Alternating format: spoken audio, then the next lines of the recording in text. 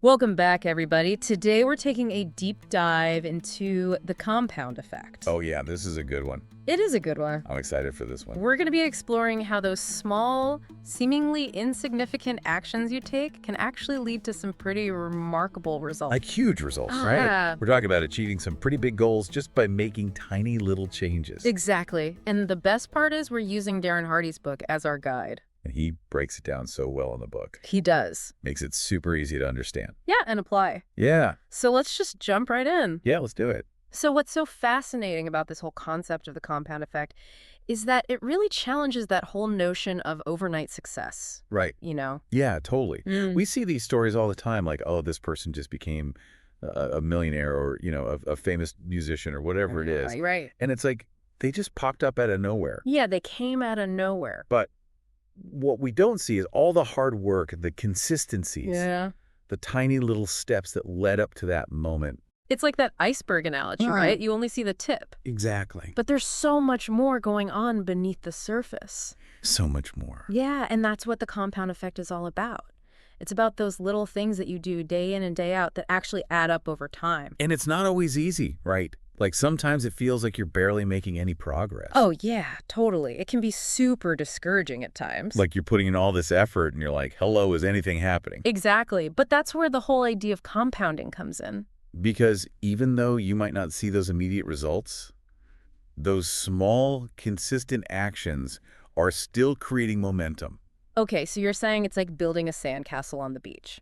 Yeah, kind of. You don't just dump a giant pile of sand and expect a masterpiece. No, you got to start with one grain of sand at a time, right? Right. And each grain might seem insignificant on its own. But eventually You end up with this incredible structure. And that's exactly how it works with our goals, with our habits, with our lives. It's all about those little things building up over time. Okay, so to really illustrate this point, Hardy shares a story in his book about 3 friends, Larry, Scott, and Brad. Oh yeah, I love this story. Me too. It's such a good example. It really drives the point home. Yeah, so basically Larry, he's kind of like the status quo guy. He doesn't really make any changes to his life. Just kind of coasting along. Right. Then you have Scott, who decides to implement these tiny positive changes into his routine. Little things like reading 10 pages of a book every day, cutting out 100 calories from his diet, walking an extra 15 minutes. Yeah, stuff like that. And then there's Brad. Well, Brad's kind of going in the opposite direction. Yeah, he starts indulging in some not-so-good habits. Like eating more junk food, skipping the gym, spending more time on social media. And here's the crazy part. After 2.5 years, their lives look completely different. Yeah, it's wild. Like Scott ends up losing weight, getting a promotion, improving his relationships. Yeah, meanwhile, Brad's gained weight, he's feeling stressed out, and his relationships are suffering. And Larry's just kind of stayed the same. So it really highlights how those small, seemingly insignificant choices that we make every day can have a huge impact on our lives in the long run. Because it's not just about the individual actions, it's about the cumulative effect of those actions over time. Yeah, it's like compound interest. Exactly. Like when you invest a small amount of money and over time it grows exponentially. Right, because the interest is earning interest. And it's the same with our habits and our choices. So even though those small actions might not seem like much in the moment, they're still building up and creating something much bigger over time. So basically what you're saying is we need to be more mindful of our daily choices. I think so, because every decision we make, every action we take is like a vote for the person we want to become. I like that. And that brings us to the concept of choices, which Hardy emphasizes taking 100% responsibility for. Oh yeah, he's big on that. Yeah, he actually learned this from his father at a young age. His dad had this no excuses mentality. Exactly. It was all about owning your decisions and not blaming external circumstances. And that's so important because when we take responsibility for our choices, we empower ourselves to make positive changes in our lives. Totally agree. But what about those times when you're putting in the effort, you're making those good choices, but you're not seeing results? Yeah, that can be frustrating. Super frustrating. But I think it's important to remember that the compound effect, it's a long game. Okay, so it's not about instant gratification. No, it's about patience, persistence, and trusting the process. So even if you don't see those results right away, you got to keep going. Exactly. Keep making those small positive choices, and eventually those results will come. So it's about having faith that those little things are working even when you can't see it. I think so, because sometimes the most significant changes happen beneath the surface. And then one day, boom, you look back and you're like, wow, I've come a long way. I love those moments. Me too. It's like all that hard work and dedication finally paid off. It's the best feeling. It is the best feeling. Okay, so we've talked about the importance of making those small, consistent choices. But how do you stay motivated when it feels like you're slogging through mud? That's a good question, because motivation can be fleeting. Oh, yeah, totally. Some days you're like, let's do this. And other days you're like, I can't even get out of bed. So true. But I think one of the keys to staying motivated is having a strong why. Why? What do you mean by that? It's about having a clear purpose, a compelling reason for wanting to achieve your goals. So it's not just about wanting to lose weight or make more money. No, it's about understanding the deeper reasons behind those desires. Okay, so why is that so important? Because when you have a strong why, it's easier to push through those tough moments, those times when you want to give up. Well, it's like your why becomes your fuel. Exactly. It's what keeps you going when the going gets tough. Okay, so Hardy actually uses this great analogy to illustrate this point. I love his analogies. Me too, they're always so on point. Okay, so what's this one? Okay, so imagine you have to walk across a plank. Okay. Easy enough, right? Yeah, if it's on the ground. Right. But what if that plank is suspended between two skyscrapers? Oh my goodness. Now, would you walk across it? I don't know. That's terrifying. But what if your child was trapped in a burning building on the other side? No, then I would run across that plank without a second thought. Exactly. Because your why just got a whole lot stronger. Wow, that's powerful. It is. No. So when you have a compelling reason for doing something, when you're driven by a deep sense of purpose, you can overcome almost any obstacle. Makes sense. So how do you find your why? That's a great question, and it's something that you have to really dig deep and figure out for yourself. I think it takes some soul searching.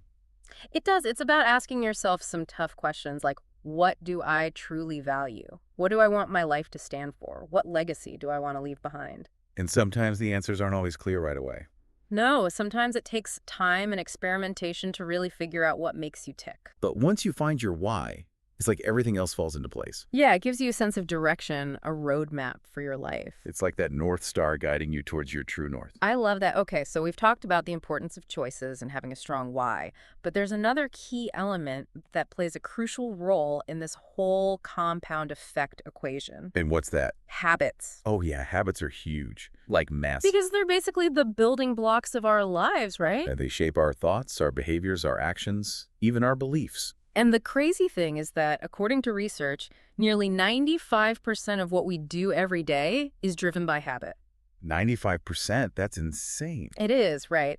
So if we can master our habits, we can pretty much master our lives. Okay, but how do you master your habits? Because some of them are so ingrained, like they're just on autopilot. It's true. It can be really tough to break those bad habits and form new ones. But it's not impossible. No, it's definitely possible, but it takes effort and a good strategy. So what's the strategy? All right, so we're back. And, we've been talking about choices and habits. Yeah, how those small actions we take consistently can really add up over time thanks to the compound effect. Right. But it's not just about our individual efforts, right? Like there are other factors at play here. Oh, yeah, totally. Like think about the people we surround ourselves with or the information we consume. Exactly. Hardy calls these your inputs, and they can have a huge impact on our progress. Our inputs. Okay, so what exactly does he mean by that? Well, it's basically anything that feeds your mind, Yeah. right? Like what you read, what you watch, what you listen to. And even the conversations we have. Oh, yeah, for sure. Like if you're constantly hanging out with people who are negative or gossiping. Yeah, or just bringing you down. Exactly. It's going to be a lot harder to stay positive and focused on your goals. It's like expecting to grow a beautiful garden by planting seeds in toxic soil. Right. You need to make sure you're surrounding yourself with the right kind of nourishment. So it's not just about what we're putting into our bodies, but also what we're putting into our minds. Exactly. It's all connected. Okay, so how do we make sure we're getting the right inputs? Well, Hardy has this great concept called Drive Time University.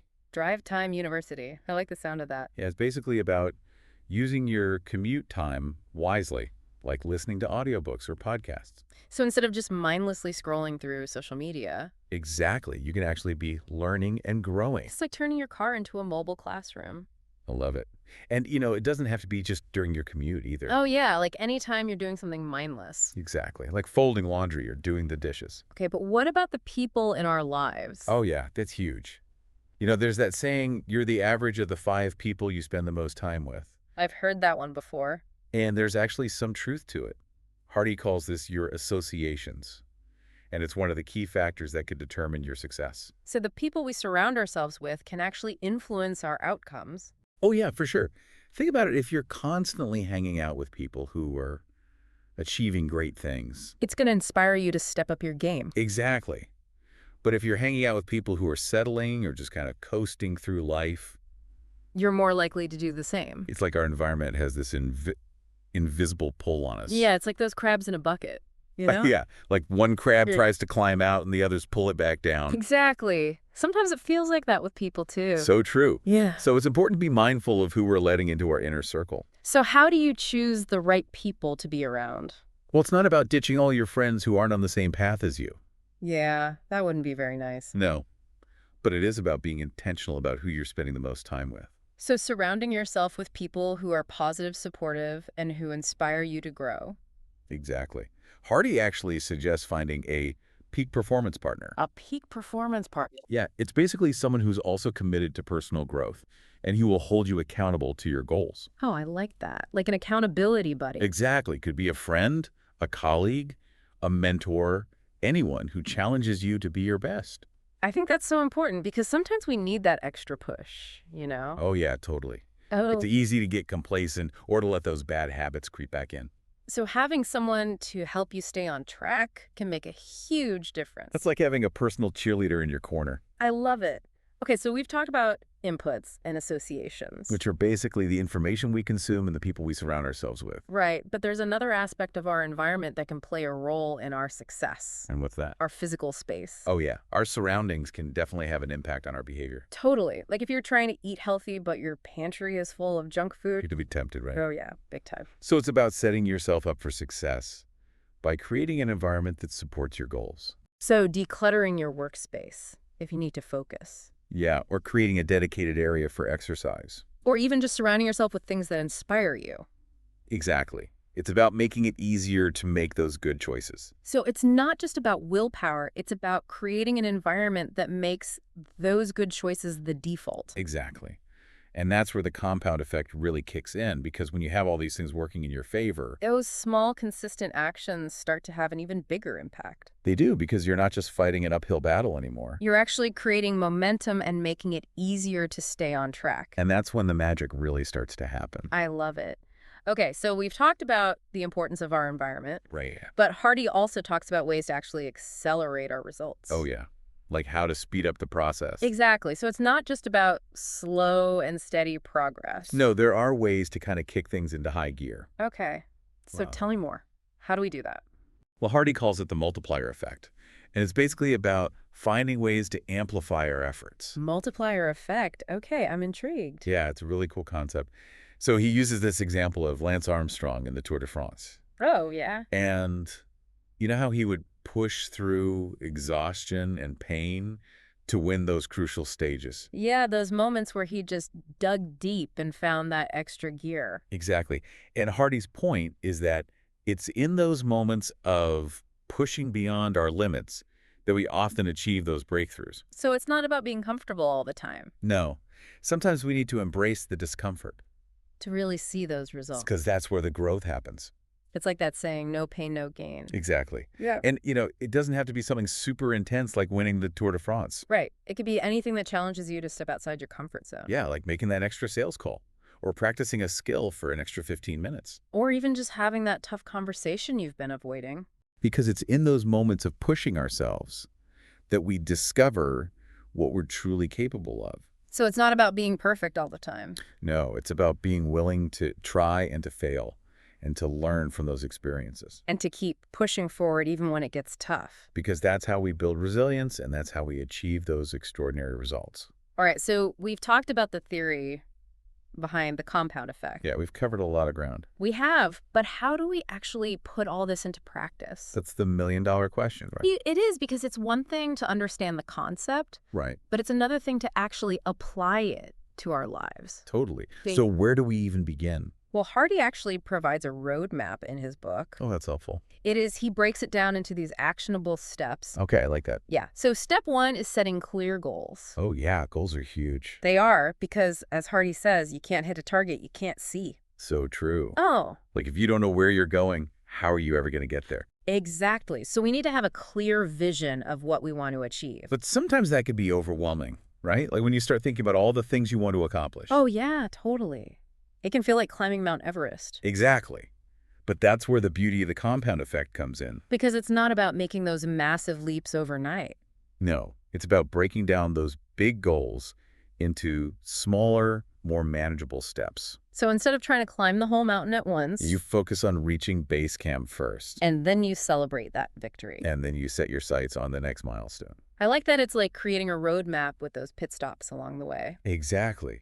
And it makes a journey feel less daunting. It does, because you're not constantly focused on the end goal. You're just focused on taking that next step. Okay, so once you have those goals in place, what's next? Well, Hardy emphasizes the importance of tracking your progress. Oh yeah, because what gets measured gets managed, right? Exactly. And it's easy to think you're making progress when you're really not. Or to overestimate how much you're actually doing.